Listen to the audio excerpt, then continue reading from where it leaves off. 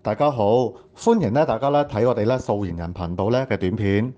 好啦，睇完片之後啦，如果覺得我哋短片幫到大家嘅話，記得訂閱我哋頻道、like、subscribe 同埋 share 啦。我哋會繼續拍唔同嘅片啦，擺上我哋頻道啦。目的就係幫助大家解決學習上嗰個疑難嘅。大家好，嗱，今次揀嚟嘅題目係一條方程式嘅應用題。嗱，睇睇題目問啲咩啦？Fanny's age is 20 years less than her mother's age。嗱，小芬嘅年齡係比佢媽媽年輕20歲啦。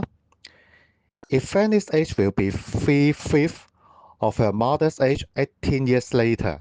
好啦，18年之後，如果小芬嘅年齡係個媽咪年齡嘅3/5。What is Fanny's age 3 years later？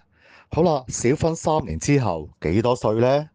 嗱，留意題目嘅問法啊，其實啲資料都幾亂嘅，睇睇我哋點樣做啦。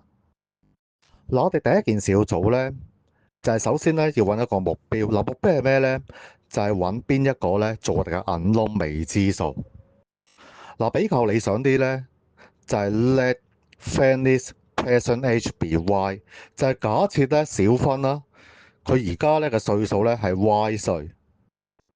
嗱，點解咁樣做呢？嗱，一方面我哋用加數去做啦，避免咗減數嘅。嗱，媽媽嘅歲數，嗱，大家睇翻上面嗰個表啦，就係 y 加20。嗱，跟住睇睇18年之後 18 years later 啦。嗱，留意啦，每人係加18歲嘅，所以 Fanny 小芬嘅年齡就係 y 加18啦。媽媽嘅歲數就係 y 加20再加18。好啦，目標問啲咩啊？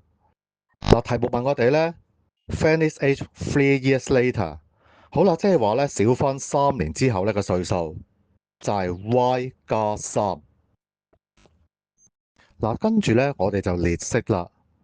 Consider 18 years later， 考慮翻18年後嘅情況啦。Fanny 小芬嘅歲數係 y 加18。嗱，媽媽嘅歲數，咁我睇翻上高個表啦，就係 y 加20加18。成個數括住佢，乘翻3/5就係等於 Fanny 小芬18年後嘅歲數啦。嗱，之後我哋化簡啦，將右手邊個5調去左邊變做5，寫個括弧 y 加18啦，等於3，括弧裏頭化簡變做 y 加38，然之後 expand 展開佢啦，5乘 y 5y， 正正得正5乘18係加90，等於啦3乘 y 3y， 正乘正係正啦，3乘38 114。嗱，之後我哋移項啦，左手邊變做 5y 減 3y， 等於右手邊114減90。咁計到 2y 都係24，y 當然係24除2係12啦。嗱，但係題目要我哋揾 y 加3，嗱，順手計埋啦，係等於12加3啦，係等於15。好啦，最後答句啦。3 years later, Fanny will be 15 years old。嗱，小芬3年後係15歲嘅。好啦，希望呢條片幫到大家啦。咁大家記得share 俾身邊嘅朋友啦，叫埋一齊睇啦。多謝大家嘅時間，下次再見，拜拜。